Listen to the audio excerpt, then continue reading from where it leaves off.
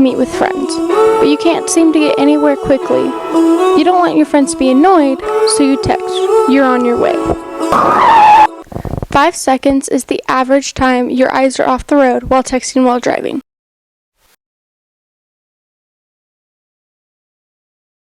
Make sure you get where you're going. Hello, welcome back everyone to KCAT News. We have a packed episode this week including Victory Lane, stories of the Thespian fundraiser, winter sports, and to finish it off, we have this week's election. Let's throw it over to Robert with the Totski. On Monday, Halloween night, Thespians did their annual trick-or-treat so kids can eat, where they went door to door and instead of asking for candy, they asked for non-perishables and canned food. This year they collected over 2,000 cans. Wow, great job guys. That's all from me. Back to you at the desk. Great job, Robert. Now over to Abby with more about winter sports. As fall and winter sports just begin, winter sports parents meeting is Tuesday, November 10th at 7 p.m. here at the high school. Practice begins on November 14th. To try out or practice, all players must have a physical on file. If you don't play a sport but still want to be part of the team, contact a coach and think about becoming a manager.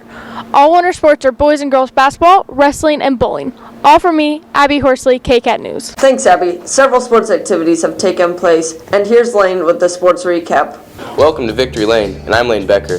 This week I'll bring you everything you need to know about our football team. In last week's home game, the Cats defeated the Vikings 53-31 in a thriller, improving their record to 7-2 and sealing a district championship. This evening, they will play the Augusta Orioles for the regional championships in the first round of the playoffs. Well, that's all we have for football. Now I'm going to throw it over to Breton with volleyball. Take it away, Breton. Thanks, Lane. With fall sports coming to an end, I caught up with a couple senior volleyball girls to hear their final thoughts of the season. It was kind of surprising going into sub-state as a second seed because in the past few years we've been last seed, so it was just something new. One time at the Clearwater game, they have a really good middle hitter, and she dome-rocked Annie, just and it went all the way to the ceiling, and it would have been a really good pass if she would have been in the middle of the court, but she got a concussion from it. Yeah. I'll miss the sport because I've played it forever, and I'll miss playing with Emma and Chandler because I've played with them since 4th grade, and they still have 2 more seasons with each other, and it was my last season of a high school sport, so I'll definitely miss that. Congrats to the volleyball girls on all their hard work throughout this season. Well, that's all for me. Breton Bowman, KCAT News. Great job, Breton, and congratulations to our ladies volleyball team on a successful season. Well, now we're going to go over to Cade with cross country. Go ahead, Cade. Sorry, guys, but I'm filling in for Cade. Anyways, we brought in Erica Landez to talk about cross country. My best memory this year would have to be winning the first ever league title for girls cross country team. The hardest part of my season was the training. I had very little of it due to an injury, but it was definitely something hard that I had to push through. Out of all of my years of high school, I definitely have to say that my freshman year was the most fun, just because coming into high school with all the new experiences and having a whole new team and atmosphere definitely made that a good one. Congratulations to Erica Landez for making all of her accomplishments this year. That's all for me, Ethan Benson, KCAT News. Great job, Cade, and great job to our cross country team this year. Now we're going to throw it over to Oya. With the soccer season ended, I caught up with Coach Myers to get more information about it. In general, it was good. Kind of win for win, we were about the same as we were last year. We had a game against Circle that didn't get rescheduled, so we could have got that 6th win maybe. We put in a whole new defensive scheme, and our kids are bought into that, so we have some work to do in the off season. The best part of the soccer season, our playing game against Circle, the Southwestern coaches came and watched us. So they told Coach and I we were definitely saying all the right stuff and trying to get the kids in the right position. And then they called about 4 of our kids over after the game and wanted to talk with them. They want them to go down there and visit. So, we're doing the right stuff in terms of getting them ready for college, and that's probably the best part of the season. The hardest part of the season, and it's this way every year with soccer, is you got about 2 weeks of practice before you get to a game, and then you play all of your games within about 6 weeks. So once the games start, we get about 1 day of practice between games, kind of at most, and sometimes we just go games back to back. So all the stuff that we want to get in for the season kind of has to get put in before the beginning of September. Soccer boys did a good job. Can't wait to hear about them next year. That's all for me, Ola Dolinska, KCAT News. Well done, Oya. And great job to our soccer team this year on a successful season. Well, that's all we have for sports this week. I'm Lane Becker with Victory Lane. I'll see you next week. Good job, Lane. Up next, we have the man Austin with the mock election. The presidential election is just right around the corner, and I think most people are thankful this is almost over. This is a tight race with the average results among several national polls showing Donald Trump just 2 points behind Hillary Clinton. First, I will show you the current map of which states are predicted to vote Republican and which states are expected to vote for Democrat. States for Trump are in red and states for Clinton are in blue with lighter shade indicating the candidate only holds the lead by a small margin, which is known as a battleground state. The states in gray mean there is a tie between the two candidates. In order for the candidate to win, they need to reach 270 electoral votes. Looking at the map, even though not all the states are filled in yet, Clinton is already winning with 272 electoral votes. It is not over yet for Trump, however. We are still 5 days away from the election, and a lot can happen between now and then. With FBI Director James Comey's decision to reopen the Hillary Clinton email case last Friday, and WikiLeaks releasing new emails by the thousands daily, the polls have shown the momentum is moving in Trump's favor. In order for Trump to win, he has to win every state Mitt Romney won back in 2012, plus 64 more electoral votes. That means Trump has to hold on to Arizona, Alaska, Georgia, Iowa, Ohio, the 2nd District of Maine, Texas, and Utah, where he is competing with the regional independent conservative candidate Evan McMullin. Most importantly, Trump must win Florida and North Carolina, no exceptions.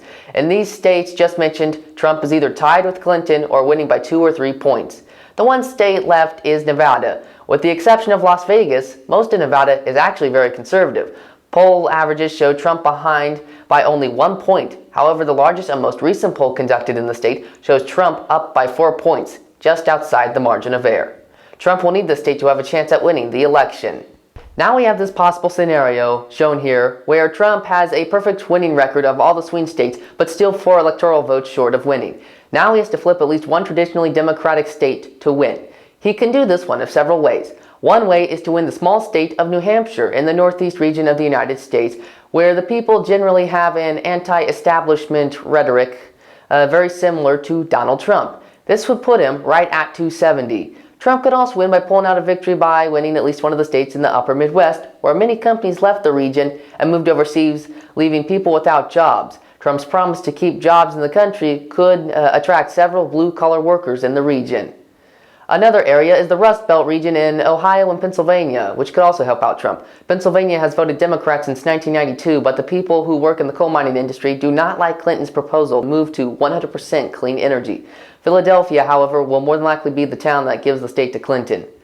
Scenario number 5 is Trump himself has said he will win the state of Colorado and maybe even the state of Virginia. It does not look likely at the moment, but we'll see come election day. And one last possibility is Libertarian candidate Gary Johnson winning his home state of New Mexico. Assuming all the other states vote the way it is shown on this current map, no state will reach 270 electoral votes should Johnson win, which will send the vote to the House of Representatives to decide who wins the election. In any of these scenarios, except for the last one with New Mexico, Clinton is only winning in the margin of error. Therefore, a low turnout for Clinton could easily result in a Trump victory. If at least one of these scenarios does not play out next Tuesday, Trump will not win the election. However, Trump has created a campaign about bringing change to the country, which excites people. This year's projected turnout for Trump is 68% compared to Clinton's 33%. This past Tuesday, November 1st, the Mulvane High School participated in a mock election for the President of the United States. The advisory classes of Mr. Nelson, Mr. Landis, Mr. Fox, and Mr. Hansen went around with ballots, collected the ballots, and tallied the results. A total of 468 students voted, approximately 83% of the student body, and here are the results. 32 people voted for Green Party candidate Dr. Jill Stein. 59 people voted for Libertarian Gary Johnson. 83 people voted for the Democratic nominee Hillary Clinton.